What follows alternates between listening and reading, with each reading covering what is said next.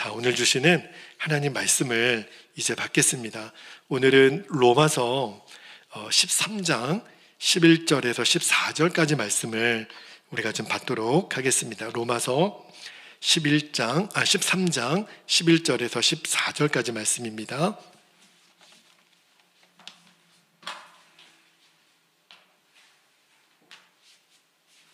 자, 우리 말씀을 한 절씩 교독하여 받도록 하겠습니다. 11절 제가 먼저 읽겠습니다.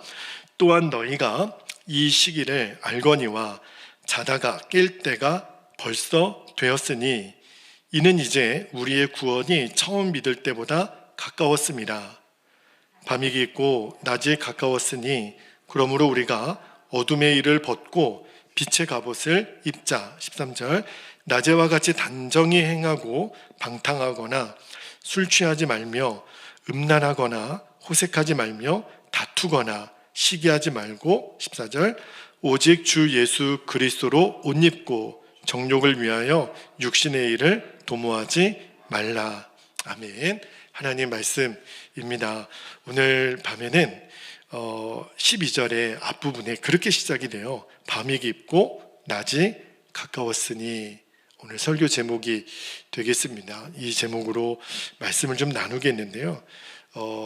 요즘 하나님이 모든 예배 때마다 어떤 때는 주일 예배를 포함해서 주중 예배를 한 가지 주제로 몰아가실 때가 있더라고요. 신년 처음에는 근심하지 말라는 말씀을 그렇게 매 예배 때마다 강하게 다루시더니 이번 한 주간 또 다음 한 주간 제가 설교 플랜을 쭉 보니까 하나님이 작정하시고 우리들 안에 있는 죄의 문제를 깊이 다루시고 계시다라는 마음이 들어요. 왜 그러냐면 우리들이 금요일마다 예수 그리스도의 장성한 분량에 이르기까지 우리가 성장해야 되는데 우리들의 성장을 계속 가로막는 원흉이 있습니다. 그게 바로 죄예요. 죄는요 너무너무 심각한 도전이에요. 우리가 영적으로 성장하는 것을 다 막습니다. 그래서 오늘 다음 주에 2주간 동안 이 죄의 문제를 좀 집중적으로 다뤄보려고 하는데 우리가 여러분 예수님 영접하면 예수님의 생명이 우리 안에 오시잖아요. 그런데도 우리가 육신의 옷을 입고 있기 때문에 우리가 죄의 문제에 완전히 자유로울 수가 없어요. 물론 예수님을 믿기 전에는 우리가 다 죄의 종노릇 했었잖아요. 우리는 막 죄가 지배하는 대로 살았었거든요. 그런데 예수님을 영접하고 나서 내가 이제 죄의 종은 아니지만 그러나 계속해서 죄의 유혹이 있다는 것은 느낍니다. 여러분도 느끼시죠? 그리고 어떤 경우에는 죄에 무너질 때도 있어요. 너무너무 속상하지만 왜 그러냐면 죄는 계속해서 저와 여러분을 지배하려고 하니까. 그래서 우리가 죄와의 싸움이 있는 거예요. 그런데 여러분 우리가 영적으로 깨어있고 건강할 때는 지금 이게 죄의 역사구나. 여러분 괜히 내가 화가 나는 게 아니에요. 괜히 내가 지금 이상한 마음이 들고 죽고 싶고 우울하고 도망가고 싶고 이런 마음이 괜히 드는 게 아닙니다. 내가 영적으로 어느 순간부터 기도가 식어지고 말씀이 멀어지고 예배 생활이 멀어지면 점점 내가 이 죄를 분별하는 영적인 감각이 굉장히 옅어져요.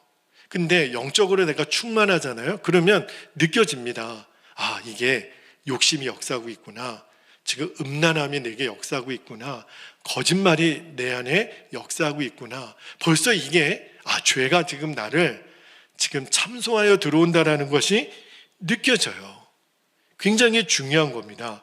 여러분 그런데 내가 주님과의 영적인 교제가 멀어지고 말씀도 기도도 예배도 멀어지면 어떤 현상이 드러나냐면 이 죄에 대한 영분별이 아주 희미해져요.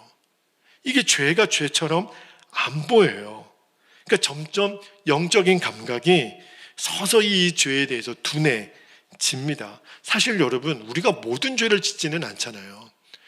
우리는요 다 한두 가지 죄에 걸려 있습니다. 늘 반복적으로 무너지는 죄가 있거든요. 마귀가요, 기가 막히게 그걸 알아요. 그래서 집중적으로 저와 여러분이 어디에 약한가, 우리들의 그 아킬레스건을 계속 건들거든요. 마귀가 그렇게 교묘해요. 자, 여러분 골로새서 3장 5절 말씀을 한번 읽어드릴게요. 골로새서 3장 5절에 그러므로 땅에 있는 지체를 죽이라.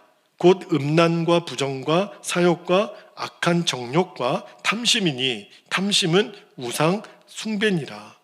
여러분, 우리는 우상 숭배 그러면 어디 무당을 찾아가거나 뭐 점집에 가서 뭐 점을 보거나 사주를 보거나 이러면 굉장히 무서운 우상 숭배라고 여기잖아요. 그런데 성경은 단순히 그런 것뿐만 아니라 우리들 마음에 교묘하게 자리 잡고 우리도 모르는 사이에 우리의 마음을 내어주는 영역이 있다는 거예요.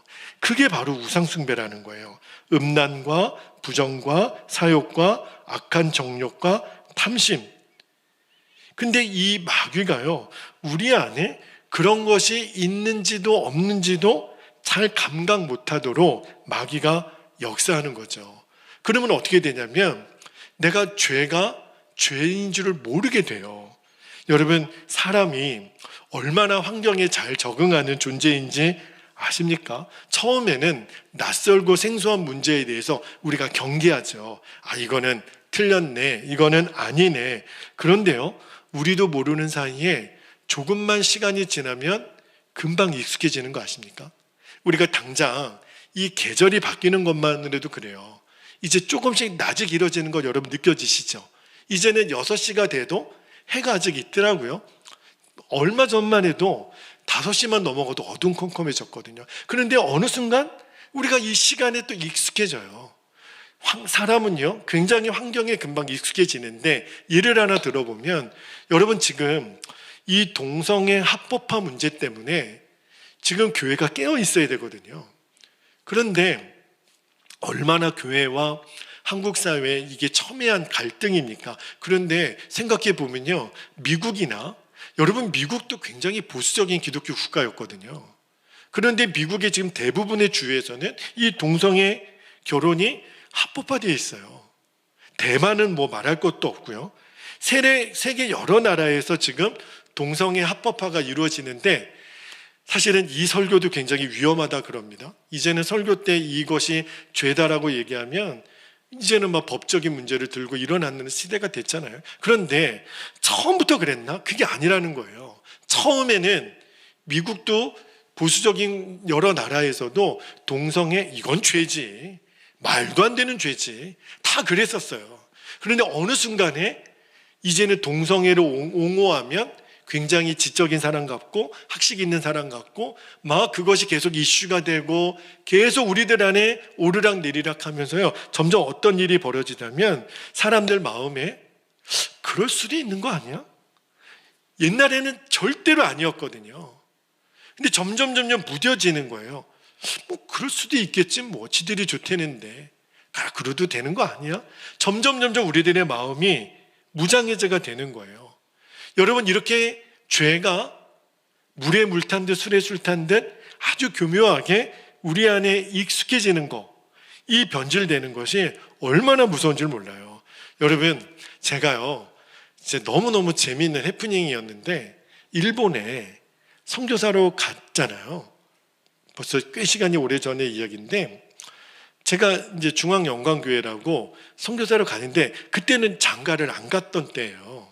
미혼이었는데 미혼은 또 이렇게 사택을 안 내주시더라고요.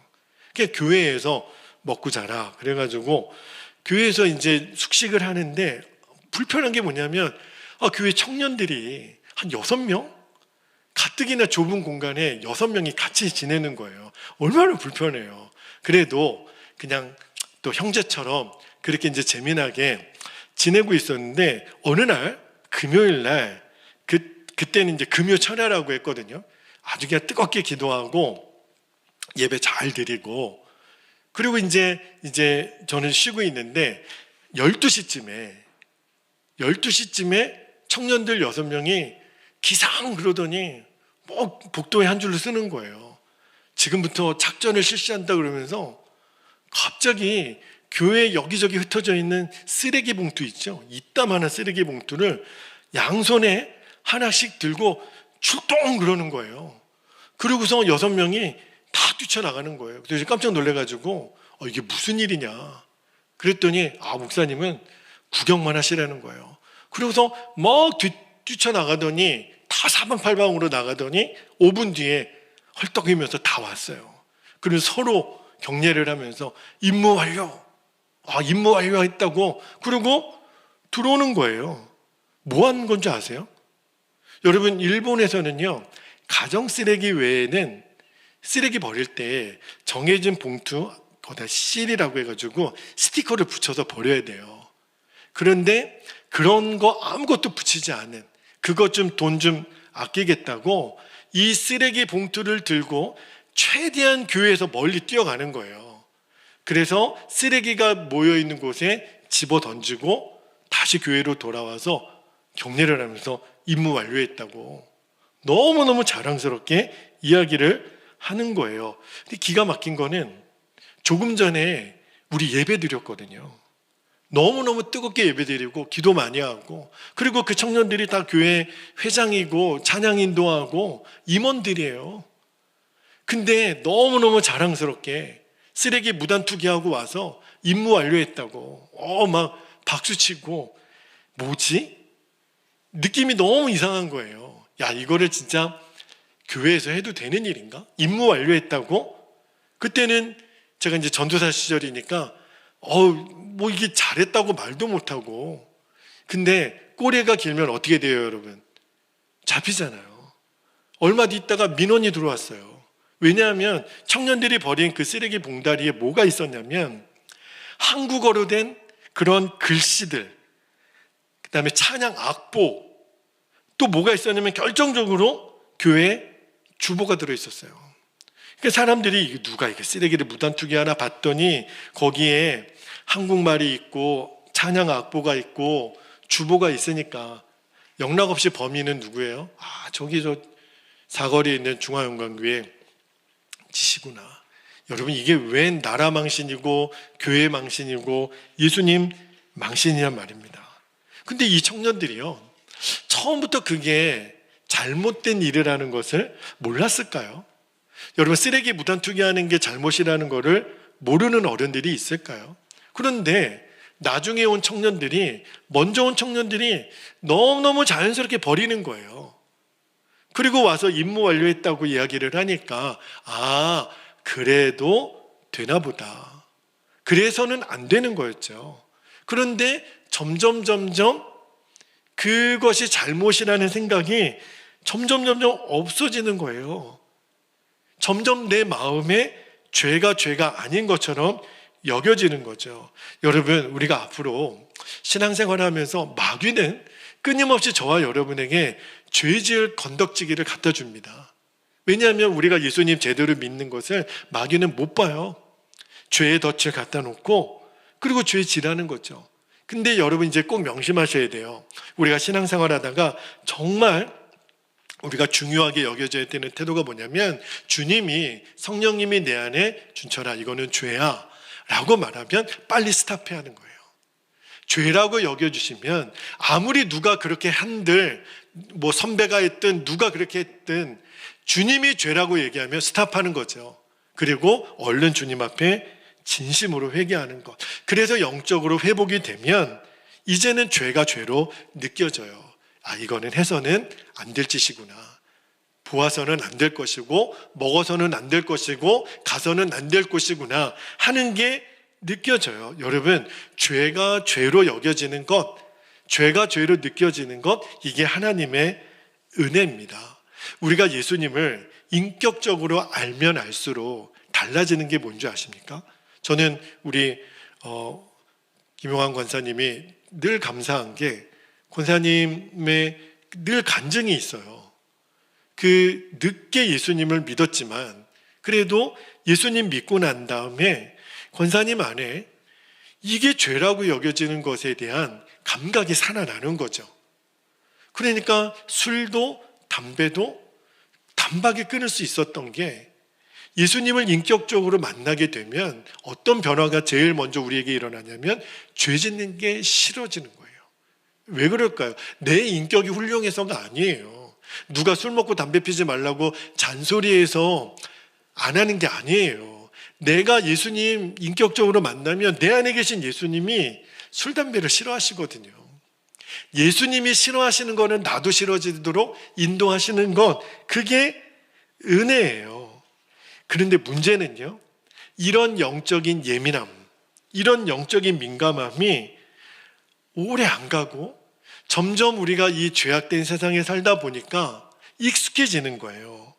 여러분, 우리가 그리스도인이 장성한 분량에, 예수님의 장성한 분량에 이르기까지 성장하는데 제일 우리를 가로막는 게 뭐냐면 이 죄가 익숙해지는 거. 이게 제일 무서운 거예요. 죄에 대한 민감함을 잃어버리면 삼손이, 여러분, 들릴라가 아무리 유혹한다고 해도 처음에는 삼손이 거짓말로 가르쳐 준 거 아시죠? 뭘 묶으면 나는 힘이 없어지고, 그러다가 점점 어떻게 져요? 익숙해지는 거예요. 그러다가 내 머리의 힘이 어디에 있어요? 머리에 있다라는 거를 발설하게 되잖아요. 그게 죄에 무너지는 아주 전형적인 코스거든요. 여러분, 이 죄에 대한 민감함을 절대 잃어버리지 않게 되기를 축복합니다. 1900년도 초에 티모스 로그네트라고 하는 목사님이 계시는데, 루이스 팔라오 전도협회의 팀장도 맡으시고 빌리그레함 목사님하고 전도 집회도 다니셨던 굉장히 유명한 목사님이신데, 이 티모시 로그네트 목사님이 한 번은 대만의 영적 각성 집회를 위해서 대만에 방문하셨는데 혼자 가셨어요. 그래서 대만에 계신 선교사님들과 대만 목회자들이 이제 인솔에서 티모시 목사님을 타이페이 시내의 숙소에다가 이렇게 모셔다 드리고, 그리고 이틀 후에 다시 올 테니 푹 쉬시라고 그렇게 이제 얘기를 하고, 이제 티모시 목사님이 숙소에서 지내는데 중국말도 모르고 또 돈도 없고 환전도 안 했고 지리도 모르고, 또 타이페이가 굉장히 스모그가 강하니까 나가지도 못하겠고, 그냥 음식도 낯설고 영락없이 숙소에서 이틀 동안 꼬박 있었대요. 그런데 밤이 돼서 잠자리 들라 그러면 너무너무 막 심장이 뛰고 가슴이 답답하고 영적으로 뭔가 이렇게 눌림이 계속 일어나는 거예요. 그래서 미국에 있는 사모님에게 전화해서 내가 이렇게 영적으로 좀 눌림이 있으니 나를 위해서 좀 기도해 달라고 요청할 정도로 밤에 잠을 못 자더라는 거예요. 너무너무 불안하고 느낌이 음산하고 이게 도대체 뭐지?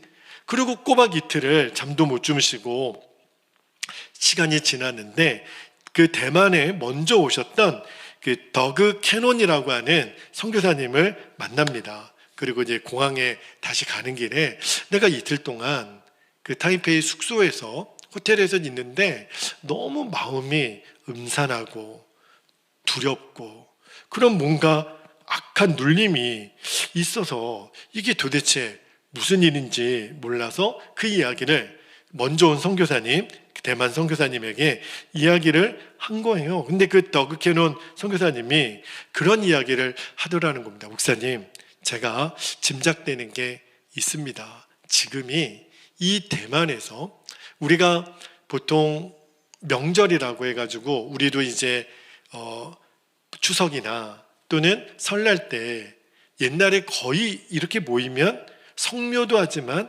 제사 지내는 집이 참 많았거든요. 그래서 제사 문제 때문에 한국 우리 그리스도인들 중에 어려움 겪는 분들이 참 많았잖아요. 근데 대만에도 그렇게 제사 지내는 풍습이 그 한 주간에 굉장히 강하게 일어나는 시간이었다라는 거예요. 물론 대만도 그렇지만 우리 한국이나 중국도 지금도 아마 이 제사 지내는 문화가 강한 그런 집안들이 꽤 있잖아요. 그러면서 더그 캐논 선교사님이 아마도 지금이 딱 이 제사 지내는 한 복판에 있어서 사실은 제사는 굉장히 중요한 우상숭배 중에 하나거든요. 정말 말도 안 되는 조상을 섬긴다라고 하는 미명하에 그것도 사실은 다 거짓이죠. 그런데 그렇게 온 나라가 그렇게 향을 피우고 제사 지내는 그 주간에 이 티모시 목사님이 딱 머물렀던 거죠. 그때 이 두려움이 뭔가 나중에 그 선교사님을 통해서 그래서 그렇겠구나 하는 그런 이야기를 그 책에 쓰시더라고요. 제가 일본에 있을 때 일본에 방문하는 특히 이제 목사님들이나 사모님들이 가끔가다 그런 이야기를 하시더라고요. 일본 공항에 내릴 때부터 머리가 아프다는 거예요. 뭔가 일본에 처음 오셨는데 뭔가 좀 마음이 좀 답답하고 좀 이렇게 마음이 두근거리고 한국에 있을 때랑 마음이 너무 다르다라고 그러면서 현지에 있는 저에게 그거 못 느끼시겠냐고. 근데 저는 못 느끼겠더라고요. 제가 이미 이제 일본에 사는 생활이 익숙해졌으니까 오히려 처음에는 좀 약간은 이렇게 좀 짜증도 나더라고요. 내가 머물러 살고 있는 곳에 뭐 이상하다 그러고 좀 불길하다 그러고 좀 뭔가 안 좋다 그러고 그러니까 근데 생각해 보니까 일부러 그러시지는 않았을 거 아니에요. 없는 이야기를 지어내서 내가 머리가 아프고 느낌이 안 좋고 이렇게 말씀하시지는 않을 거 아니에요. 근데 생각해 보면 맞죠. 일본처럼 우상이 또 강한 나라가 어디 또 있습니까? 가는 곳마다 다 우상숭배 천지인데요. 골목마다 그 도시의 제일 좋은 곳에는 무덤이 있고 집집마다 신사가 있고 정말 영적으로 사실은 무너진 나라가 일본이잖아요. 그런데 어느 순간에 물론 그렇다고 해서 저는 일본을 매도하거나 그럴 마음은 아니지만 그러나 일본에 또 오랫동안 살고 있으니까 제 안에 그냥 그러려니 한 거예요. 뭐 그럴 수도 있는 거지. 근데 그 티모시 목사님이 대만에 가서 왜 이렇게 내가 불안하지? 마음이 눌리지? 왜냐하면 그런 문화를 겪어보지 않았거든요. 여러분, 귀신이 이 조상을 숭배한다라는 명목하에 이 사람들로부터 자기가 숭배받고 싶은 것, 그게 우상숭배이잖아요. 속는 거죠. 귀신을 섬기는 거죠. 그러니까 이 영적인 분위기가 얼마나 악합니까? 그런데 어느 순간에 저도 그냥 익숙해져 있고 그냥 뭐 그러는 거지. 그냥 늘 저도 사택에서 교회를 이렇게 오다 보면 꼭 그 인하계 신사라고 그 신사를 꼭 지나게 돼 있거든요. 근데 처음에는 큰 괴상망측한 나무가 있어서 쳐다보기도 싫다가도 나중에는 어느 순간에는 그냥 신사가 있나 보다. 처음에는 막 대적기도 하고 그랬는데 나중에는 그냥 있나 보다 그렇게 마음이 무뎌지더라고요. 여러분, 제가 왜 이야기를 드리냐면 이 죄에 대해서 또 마귀가 지금 공격하는 것에 대해서 우리가 정말 조심해야 될 것이 하나 있어요. 그게 뭐냐면 다 그러니까 이게 문화지 뭐 다 이렇게 함께 사는 거지 뭐 나도 모르게 적응돼 가는 거예요. 여러분, 우리가 그리스도의 장성한 분량에 이르기까지 우리가 정말 놓치지 말아야 될 게 뭐냐면 이 죄가 일반화되는 것. 정말 여러분 잊어서는 안 됩니다. 우리 아이도 있지만 제가 신학교 다닐 때 너무너무 부끄럽지만 신학교 나오면 다 목사 될 사람들 아니에요. 그런데 시험 때가 되면 모든 책상에 컨닝 페이퍼가 다 기록되어 있습니다. 이거 어떻게 설명해야 되죠? 그냥 모르면 모르는 건데 컨닝 페이퍼를 이용해서라도 학점은 받아야 되는 거. 이러고 다 목사 될 사람들 아닙니까? 여러분, 다 그러니까. 아니, 컨닝 페이퍼가 없는 책상이 없어요. 학기가 끝나면 그거 지우느라고 그 환경 미화원 아주머니들이 너무 고생하시더라고요. 이걸 어떻게 설명해야 되는 거죠? 그냥 다 그러니까, 선배도 그러니까, 나도 해도 되는 것, 이 죄가 일반화되는 것이 제일 무서워요. 요즘은 그런 일이 거의 없어졌다고 하지만 옛날에는 직장에도 뇌물 주고받는 거, 그게 관행이었던 거 여러분 기억나시죠? 그냥 교통경찰에 붙잡혀도 면허증 밑에 5,000원 깔아서 주면 그냥 지나가는 것이 허용되었던, 이게 그리 오래전 이야기가 아니에요. 있지도 않고 쓰지도 않은 것 영수증, 가짜 영수증 만들어서 청구해서 돈 받아내고, 알면서도 속아주고, 완전히 거짓말이 일반화된 거잖아요. 정말 아무렇지도 않게 거짓말해요. 치킨집에 얼마 전에 주문해 놓고 찾으러 갔는데 제게 안 나와서 기다리고 있는데 막 전화가 계속 오는 거예요. 주인분이 전화를 받더니 지금 안에도 튀기고 있거든요. 닭 출발 안 했어요? 그랬더니 지금 출발했다고. 출발 안 했거든요. 근데도 만약에 출발 안 했다고 그러면은 취소할까 봐 그냥 아무렇지도 않게 거짓말이 나오는 거예요. 근데 이게요, 다른 사람 이야기가 아니에요. 저도 그래요. 정말 어떤 때는 이게 아무렇지도 않게 거짓말이 나오는 게 너무 섬뜩한 거죠. 익숙해져 있는 거예요. 여러분, 이게 바로 우리도 모르는 사이에 마귀에게 종노릇하고 있다라는 증거입니다. 오늘 말씀에 로마서 13장 12절 한 절만 좀 볼게요. 앞부분에 보면 밤이 깊고 낮이 가까웠으니, 오늘 설교 제목이잖아요. 여러분, 밤이 깊고 이 말은 이제 곧 낮이 가까워졌다라는 그런 뜻인 거잖아요. 세상 사람들은요, 죄가 죄인 줄 모르고 살지만, 그러나 그 죄가 죄로 드러나게 되는 그 시간이 금방 올 거라는 거예요. 낮이 가까웠다라는 거예요. 그러므로 우리가 계속 어둡겠지 뭐, 그냥 누이 좋고 매부 좋고 이러는 거지 뭐, 이렇게 익숙해져 버리는 거, 그냥 거기에 적응돼 버리는 거, 그러면 우리가 예수님을 나의 구주로 영접했다 하더라도, 구원받은 백성이 됐다 하더라도 우리들의 믿음이 자라지 않아요. 그래서 예수 믿는 사람들이 세상의 빛과 소금이 못 되는 거예요. 교회 다니는 사람들도 똑같더라. 어떤 경우에는 교회 다니는 사람들이 더하더라. 이렇게 나는 거죠. 여러분, 우리가 예수님을 구주로 영접한 거는 너무너무 귀한 일이죠. 정말 잘한 일이죠. 그런데 내가 죽고 예수님의 생명으로 살게 됐다라는 것, 이 믿음 위에 서는 것 굉장히 중요하지만, 그러나 또 하나 우리들이 정말 명심해야 될 것은 죄가 얼마나 무서운가를 아는 거예요. 여러분, 죄를 절대로 가볍게 여기서는 안 됩니다. 정말 이를 갈며 슬피 울 날을 맞아요. 죄가 얼마나 무섭냐면 예수님이 십자가에서 생명을 내주시지 않으면 안 될 만큼 그렇게 죄는 무서운 거예요. 여러분, 마귀는요, 우리를 지배하려고 그러잖아요. 뭘로 지배할까요? 죄로. 죄를 짓게 하면 마귀가 우리를 자기의 종으로 삼을 수 있으니까. 마귀가 우리에게 제일 많이 쓰는 거짓말이 뭘까요? 한 번만 해, 한 번만. 여러분 많이 들어보시지 않았나요? 한 번만, 딱 한 번만 해. 아무도 몰라.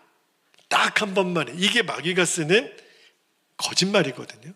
그런데 여러분 한번 생각해 보세요. 여러분 인생에 딱 한 번으로 끝난 죄가 있었습니까? 내가 정말 한 번만 짓고 내가 절대 이 죄를 안 졌다. 단언컨대 없습니다. 한 번으로 끝난 죄 없어요. 죄는요, 계속 꼬리에 꼬리를 묻니다. 한 번 지은 죄가 두 번이 되고요, 두 번 지은 죄가 세 번이 돼요. 점점 자연스러워진다니까요. 제가 아까 우리 교회 청년들 얘기 드렸잖아요. 이거 무단 투기해도 되나? 처음에는 기분이 굉장히 안 좋았겠죠. 근데 그게 습관이 되어버리고 나면 그게 아무렇지도 않다니까요. 그렇게 되는 거예요. 그러면 적절한 표현일지는 모르겠는데 나중에 어떻게 되는 줄 아십니까? 이미 베린 몸. 뭐 그런 거지 뭐 어떡하겠어. 이미 그렇게 됐는데. 여러분, 마귀가 너무 교묘한 거 있죠. 서커스단의 코끼리, 요즘은 서커스단 볼 기회가 없지만 여러분 엄청나게 그 코끼리가 조그만 그 덩치 작은 어린아이의 막대기 안에 끌려다니는 거 아십니까? 코끼리가 힘이 없어서요? 코끼리가 얼마나 힘이 센데요, 여러분. 사자나 악어도 코끼리한테 게임이 안 돼요. 그런데 그 어린아이 막대기로 코끼리가 끌려다녀요. 왜 그런 줄 아세요? 어렸을 때, 새끼였을 때 그 말뚝에 코끼리 온 몸을 감아놓고 코끼리가 그거 피하려고 벗어나려고 하면 아픈 거예요. 밧줄에 묶여 있으니까. 코끼리가 어떤 생각이 드냐면 이 밧줄에 내가 묶여 있는 동안에는 힘을 못 쓰는구나. 근데 그게 점점 코끼리로 가스라이팅을 받는 거죠. 나는 이 줄을 벗어날 수 없어. 마귀가 우리에게 하는 짓이 똑같아요. 우리를 마귀의 그 줄에 우리를 올가매고 늘 우리가 죄에 무너지는 우리를 보면서 어떤 생각을 갖게 되냐면 나는 죄를 못 이겨. 코끼리가 나는 이 꼬마가 이끄는 막대기에 끌려다니는 존재로 인식을 한 것처럼 마귀의 최종 목표는 우리가 스스로 죄를 이길 수 없다라고 우리를 가스라이팅하는 거예요. 그리고 마음대로 조정하는 거죠.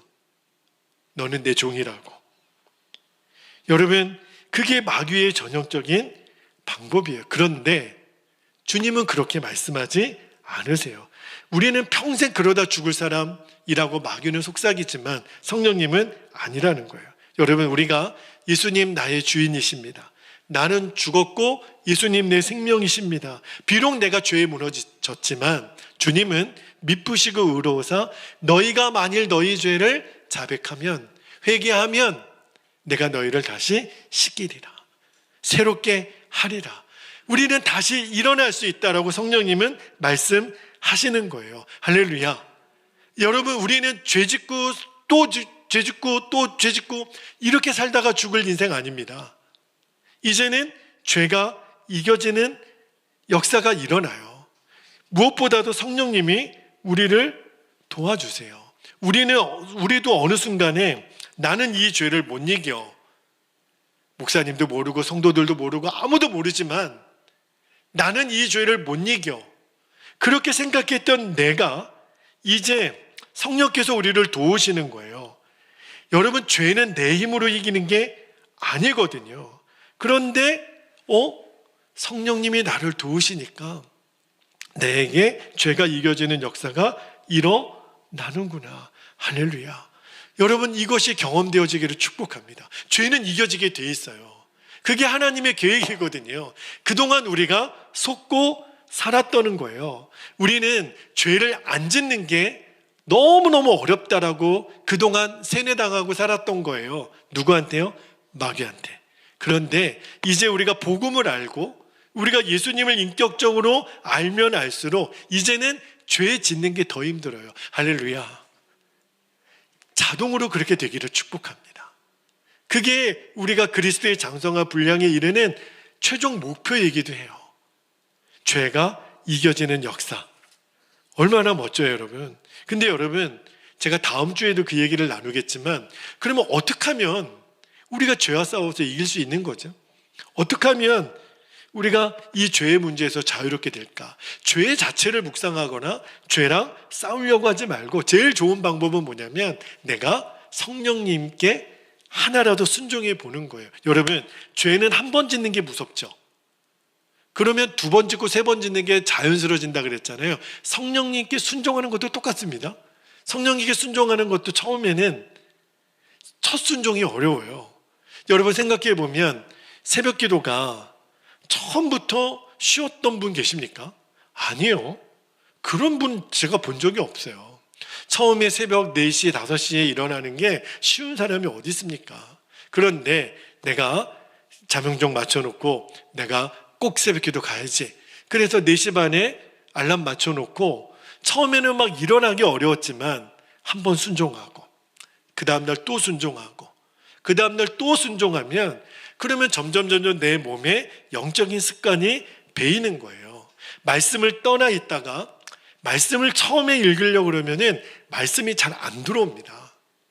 요즘은 참 좋은 게 오디오 성경이라고 그냥 이렇게 틀어놓기만 하면, 여러분도 있지요? 그 공동체 성경 읽기? 그러면 뭐 차인표 같은 배우가 뭐 이렇게 나레이션 하니까 뭐 귀에 쏙쏙 들어와요. 참 좋은 시대죠. 그런데 말씀도 처음 읽으려고 순종하려고 그러면 안 들어와요. 꼭 우리 학생들도 그래요. 아빠가 공부해라 해가지고 처음에 딱 앉잖아요. 즉시로 공부가 잘 되는 아이들이 어디 있어요.